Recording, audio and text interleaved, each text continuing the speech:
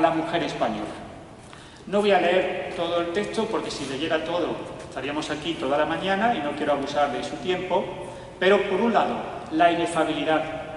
Nadie sabe definir a ciencia cierta qué es la gracia andaluza. No hay lengua ni pluma humana que acierte a describirla. Por otro lado, la escasa formación del pueblo andaluz en el siglo XIX. Todo el mundo sabe las condiciones económicas, culturales de la sociedad andaluza de aquella época. Aquí dice Demófilo que el hijo del pueblo andaluz, si supiera escribir, si tuviera formación, os lo expresaría de una manera más clara y primorosa que podría hacerlo un erudito, un intelectual de la talla, por ejemplo, de Demófilo. Y, en tercer lugar, y aquí es donde, digamos, a donde quiero llegar, la gracia, dice Demófilo, es el sol que ilumina a todas las cualidades de la mujer andaluza. Todas las cualidades de la mujer andaluza son como planetas que orbitan alrededor de esa estrella que es el sol, que es la gracia de la mujer andaluza. Bien, pues teniendo como leitmotiv ese concepto, nos vamos a encontrar una serie de actantes, de tipos, que se repiten por doquier. El bandolero, el cantaor, el charrán, la cigarrera, el contrabandista, el cura, el gitano, el torero, la maja. Lo vamos a ver en óperas, lo vamos a ver en zarzuelas, lo vamos a ver en textos literarios. Manifestaciones de esa gracia, la chulería, la exageración, el chascarrillo, ahora diríamos chistes, el piropo, el requiebro amoroso, el revuelo, la reyerta, y también en una serie de escenarios, que son los que se reproducen tanto pictórica como literariamente. El callejón, la corrala, la feria, la plaza de toros, el puesto de rosquillas, la reja, la escena de reja, la romería, la taberna, etcétera, etcétera. No me da tiempo a ver todos con detalle, aquí lo que vamos a ofrecer es simplemente una selección. Y para ello vamos a centrarnos en primer lugar en los tipos pintorescos. Y he elegido dos.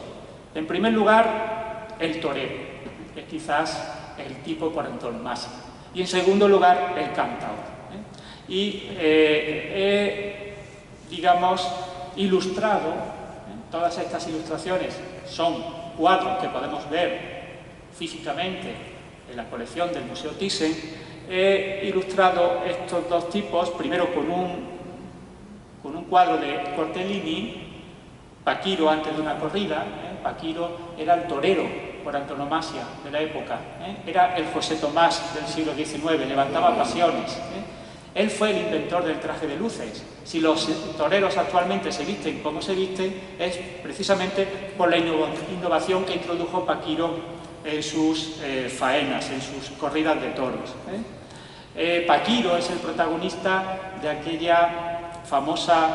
famoso poema de Federico García Lorca. En el café de Chinitas dijo Paquiro a su hermano: soy más valiente que tú, más torero y más gitano. Pues ese es el Paquiro que aparece ahí representado en este cuadro de Cortellini, donde aparece muy gráficamente rechazando esa copa de vino que le ofrece la maja, la dama, porque ya se ha puesto serio, porque va a empezar ya su faena, ya va a entrar en la plaza y tiene que estar perfectamente concentrado. Y luego tenemos este cuadro de un autor menos conocido, Rafael Benjumea, Baile en una venta, donde aparece una escena, pues precisamente de eso, de cante y de baile, de juerga. Bueno, ahí quizás la imagen de la bailarina así, con ese cuello torcido, posiblemente no sea muy natural, ¿no? Es quizás uno de los pocos defectos que le podemos encontrar a ese cuadro. Está un poco forzada la bailarina para que no nos dé la espalda. Vamos a ver esta caracterización del torero, insisto, no leyendo completamente el texto, sino insistiendo en lo más importante. Uno de los tópicos que se repiten constantemente es que el torero siempre tiene que ser andaluz. No puede ser de otra región española. Y si no es andaluz, se tiene que andaluzar. Dice el autor que con ser andaluz, estamos hablando de Tomás Rodríguez Rubí, que es un autor malagueño, dice que el torero siempre es andaluz y que con ser andaluz se adelanta la mitad del camino. Aquí lo más interesante de este texto es que prácticamente debemos tener al lado un diccionario de gitanismos y un diccionario de germanía, porque si no, no nos enteramos de lo que está diciendo Rodríguez Rubí. Dice, aunque haya salido de la Ribera del Miño, es decir, aunque haya salido de Galicia, tiene que adoptar una actitud andaluza. Que conste que se puede ser andaluz sin haber nacido en Andalucía, porque según estos costumbristas, el andaluz nace donde quiere, no necesita ser necesariamente nacido en Andalucía. Me voy a levantar para que vean, digamos, lo que quiere decir el autor en esta escena. Dice, cuadrándose en regla, como un buen torero, con el estache sobre el pliso derecho, es decir, con el sombrero sobre la ceja o el ojo derecho, embozado en la nube, apoyando la siniestra bae en la caera y en la diestra con los dos lamputes sosteniendo un prajandín, es decir, sosteniendo un cigarrillo. Esa es, digamos, la traducción de todo lo que aparece ahí. Y al final, con esa expresividad, con esa manifestación de la oralidad andaluza, se nazca donde se nazca, adoptando esa actitud y diciendo, aquí hay un ejemplo, toda mi casta de Jerez, pues ya uno se hace oficialmente torero. Bien. Bueno, pues uno se acerca a la colección costumbrista del Thyssen y nos encontramos con ese cuadro, y donde vemos en el cuadro del padre de Gustavo Adolfo Bécquer, del famoso poeta romántico José Domínguez Bécquer, vemos ese cuadro titulado Magia y Torero, donde aparece el torero, pues, con la actitud típica, la pose típica de lo que es un torero. Ahí lo vemos con el estache sobre el pliso derecho, lo vemos embozado en la nube, lo vemos con la siniestra bae en la caera y con la diestra sosteniendo con dos langutes un prajandín. Y aquí, pues, cortejando a una maja. Es decir, la correspondencia literaria y pictórica es completa. Vamos a ver otro segundo tipo, que es el cantaor. Se insiste, igual que el torero, el cantaor tiene que ser necesariamente andaluz. Forzosamente ha de ser, y lo es de seguro, andaluz.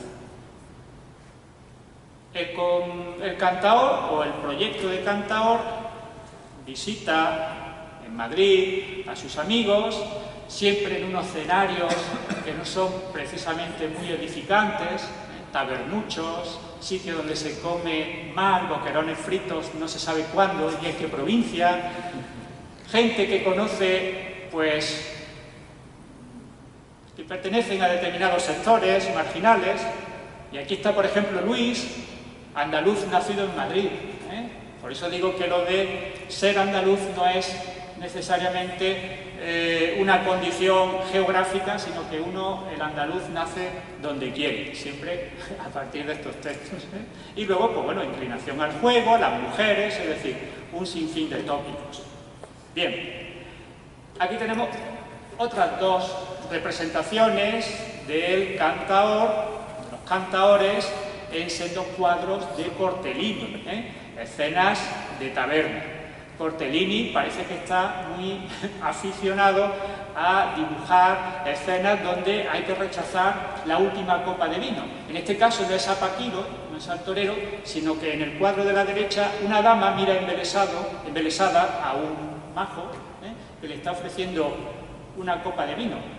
No sé con qué intenciones está ofreciéndole esa copa de vino a la muchacha, que aparece ahí como arrobada, ¿no? Ya posiblemente con una copita de más, ¿no? Y ahí está la tabernera, que es esa señora mayor, que está diciéndole, deja de darle vino a la maja, a la chica, porque ya ha bebido demasiado.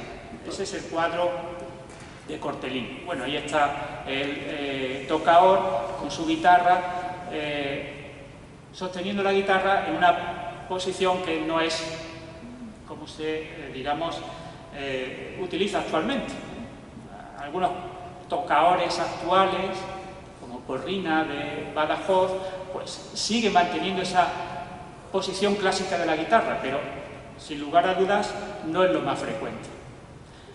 El cantaor le va a servir para introducir el concepto de plebeyismo. El concepto es acuñado por el genial José Ortega y Gasset en su teoría de Andalucía y hace alusión a que, a diferencia de las noblezas del resto de Europa, hablamos de la nobleza francesa, de la alemana, de la inglesa, la nobleza española se mezcla con el pueblo a la hora de celebrar sus fiestas.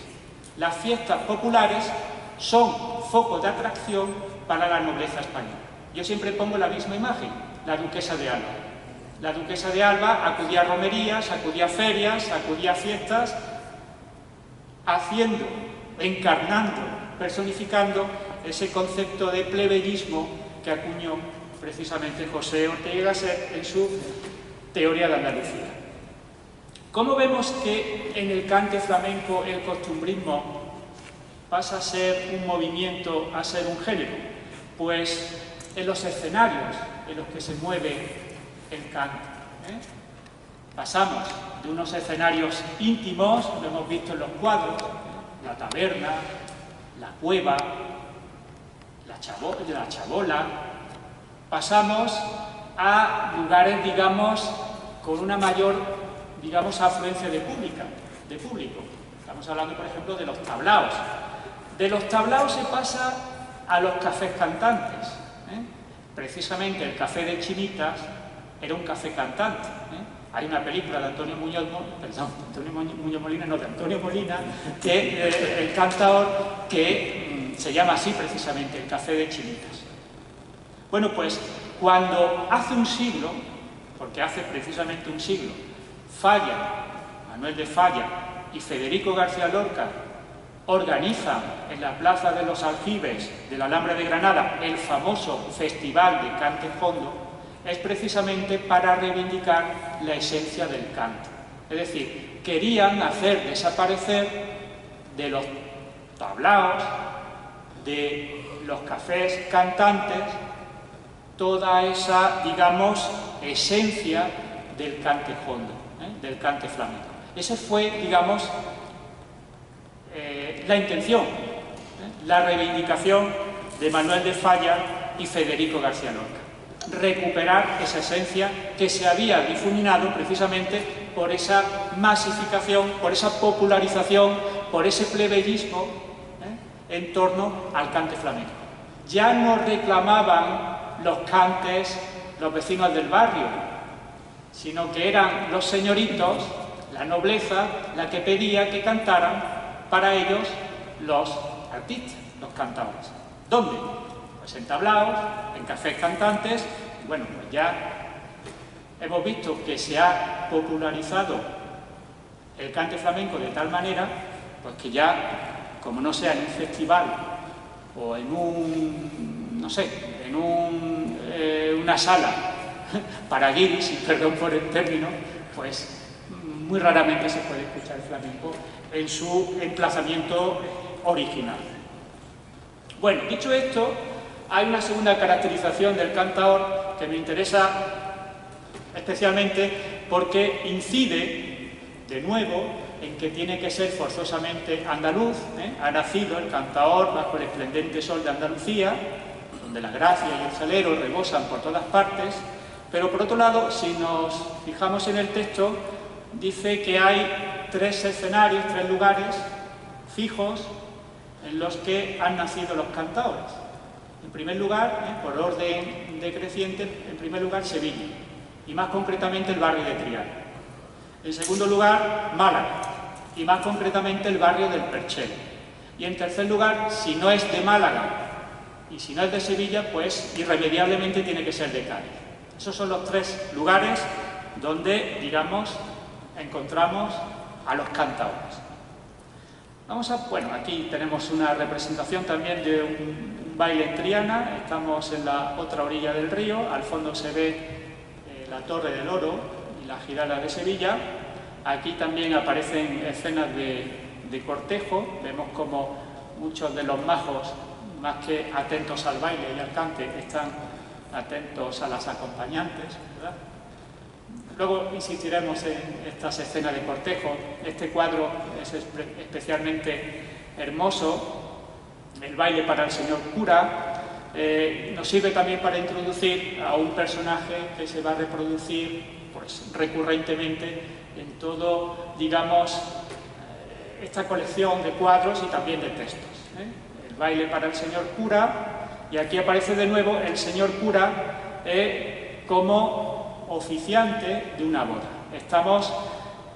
Quizás sea el cuadro más moderno de toda la colección, ya estamos hablando del principio del siglo XX, 1905, aparece un cura en su sillón prioral, al lado de los novios. Se da cuenta uno de cómo el novio está ufano, con su curo en la mano, contento de la faena realizada, su casamiento. La chica está así como ensimismada, se está brindando por la nueva pareja, y detrás vemos a unos suegros que están con aire así pues de resignación. Fíjense en el gesto de la mujer, diciendo ¿dónde se ha metido mi hija?, ¿no? Y mientras el marido pues está ahí un poquito. Luego, la hermana, posiblemente sea la hermana la que esté ahí en la puerta, en el dintel, pues sonriente, ¿no?, porque su hermana se ha casado. Y luego, bueno, pues la escena típica con el tocaor y el cadete que, bueno, está mirando a una maja que no le está prestando atención, y sin embargo la que hay, digamos, a su derecha, pues sí le está prestando más atención que él a ella, ¿no? Es decir, ahí se están reproduciendo muchísimos estereotipos. Hablábamos del cura. Aquí tenemos otra escena bastante simpática, en la que una serie de monjes franciscanos se están riendo de un compañero suyo de profesión, que acaba de venir de la ciudad con la compra de la fruta y de la verdura, y que parece que tiene ciertos problemas con la mula que ha transportado la carga. Esta escena tan simpática nos sirve también para introducir otra manifestación de la gracia, que es el chascarrillo. Modernamente lo llamaríamos el chiste, y también nos sirve para ver esa particular relación que tienen los clérigos con las mulas, los burros, los jumentos, todas estas bestias que sirven como animales de carga. Bueno, pues fíjense hasta qué punto está enquistado el tópico, que en una colección como la que hemos mencionado antes, la del barón d'Avilliers, la del viaje por Andalucía, con ilustraciones de Doguet, pues aparecen chascarrillos que tienen como protagonistas a gitanos, a mulas y a curas. Y aquí pues no me resisto a leer dos de estos chascarrillos para que se den cuenta pues la gracia que tiene d'Avilliers de contarnos, ¿no? Un gitano, y fíjense la ironía, que cosa extraordinaria fue a confesarse, cosa extraordinaria, le dice al padre cura: «Padre mío, me acuso de haber robado una cuerda». El cura le responde: «Válgame Dios, ¿cómo no has podido resistir a la tentación? Tú sabes que el robo es un pecado mortal». Bueno, si es una cuerda, felizmente podría ser más grave la cosa, pero insiste el gitano: «Pero padre, tengo que decir que a continuación de la cuerda estaba el arnés». ¿Eso es todo? Sigue el gitano: «Tras el arnés se encontraba la albarda». ¿Cómo? ¿La albarda también? Sí, padre, también la albarda. Y debajo de la albarda estaba la mula. Esa es más negra, es decir, esa es la peor parte, ese es el pecado mayor, dijo el confesor. «No, padre», respondió el gitano, que creía que se trataba del animal robado. No era tan negra como las mulas que la seguían. Es decir, que estamos hablando de, al principio, robar una cuerda y acabar con una reala de mulas. Y el segundo también es muy gracioso. Digamos otra historieta de un gitano que va a confesarse también, pasando revista a algunos de sus pecados, y vio en la ancha manga del confesor una tabaquera de plata que escamoteó con habilidad, se la bisló. Esto es un robo en directo, en tiempo real. Acúsome, padre, de haber robado una tabaquera de plata. Le dice el cura, pues hijo mío, tienes que devolverla. Padre, ¿la quiere usted? ¿Yo? ¿Qué quieres que haga con ella? Replicó el confesor. Es que, sabéis, prosiguió el gitano, se le ha ofrecido al propietario y la ha rechazado. Bueno, eso entonces es diferente. Puedes quedártela. Aquí aludía a un cuento de un autor del siglo XX que conozco bastante bien, el gitano Antonio Alcalá Venceslada, que también juega con este tópico del cura, de la mula y del gitano. Es un cura que regatea con un gitano acerca del coste de una mula que quiere comprar. Claro, los gitanos entre ellos empiezan a hablar en su lengua, en caló, y le decía un compadre suyo al gitano que estaba haciendo la venta, cumple, sube, sube, pensando que el cura no conocía el caló, hasta que al final, pues, el cura le dice que esto de subir, vamos a ponerlo, además hablándolo en su argot, vamos a poner el precio fijado y vamos a pagarlo en cómodos plazos. Entonces, claro, los gitanos se quedan sorprendidos de cómo el cura conoce su forma de hablar. Bien, aquí tenemos otra representación en el Museo Carmen Thyssen de esa relación entre clérigos y mulas. Aunque este escenario ya no es andaluz, aquí estamos en Valencia. Esta maja que está besando la mano del cura está vestida pues como una fallera, es valenciana.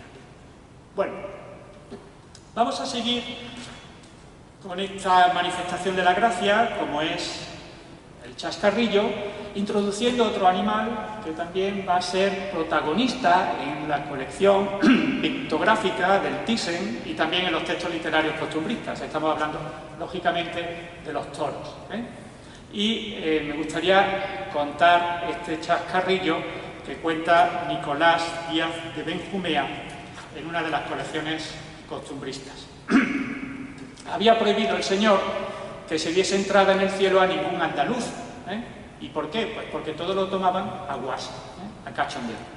Y no había seriedad posible en la corte celestial. Con todo eso, un día logró engatusar a San Pedro aún, por más señas, sevillano. Alarmados los vecinos con la entrada de aquel mozo, los vecinos son las almas del cielo, trataron de engañarle por todos los medios posibles, a ver si se le podía traer fuera de puertas. Pero el pez, era muy largo para caer en tan pequeñas redes. Fue San Pedro, acongojado, a visitar a San Juan, contarle el caso y pedirle consejo. Y después de haberlo oído con atención, le respondió: diálogo entre San Juan y San Pedro. Y fíjense en el hipocorístico tan gracioso: no temas, perico, esto es negocio concluido. Ese hombre saldrá hoy mismo y yo soy el que le va a poner de patitas en la calle, pero se me ha de dar lo que yo pida. Eche usted por esa boca, replicó Pedro. Pues lo que yo quiero son 2 varas de percal encarnado, es decir, 2 varas de tela morada, como un capote de torero, y que se me haga incontinenti, es decir, rápidamente, una capa torera. Hízose en efecto, y con ella bajo el brazo salió San Juan a la puerta afuera, dejando encargado que entretuviesen al andaluz por allí cerca. De repente se oyen voces de ¡Huy, toro! ¡Huy, toro! Y aparece San Juan frente a la puerta con la capa desplegada haciendo verónicas. San Juan haciendo verónicas.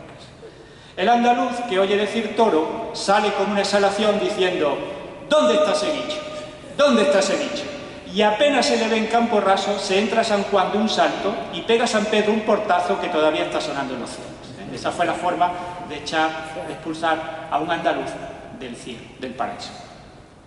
Aquí tenemos una representación de todo lo que puede causar un bicho suelto, un toro suelto, como por ejemplo en este banquete interrumpido. Aquí aparece, pues eso, una vorágine en la que un señor cae con un cesto de naranjas, otros se meten debajo de la mesa, otros están esperando al toro que se ve allí al fondo, a la izquierda, en la penumbra, allí en el portón. O sea que esa es, digamos, la reacción ante el toro, ante la bestia suelta. una escena de una plaza de toros que está tomada de otra colección de textos de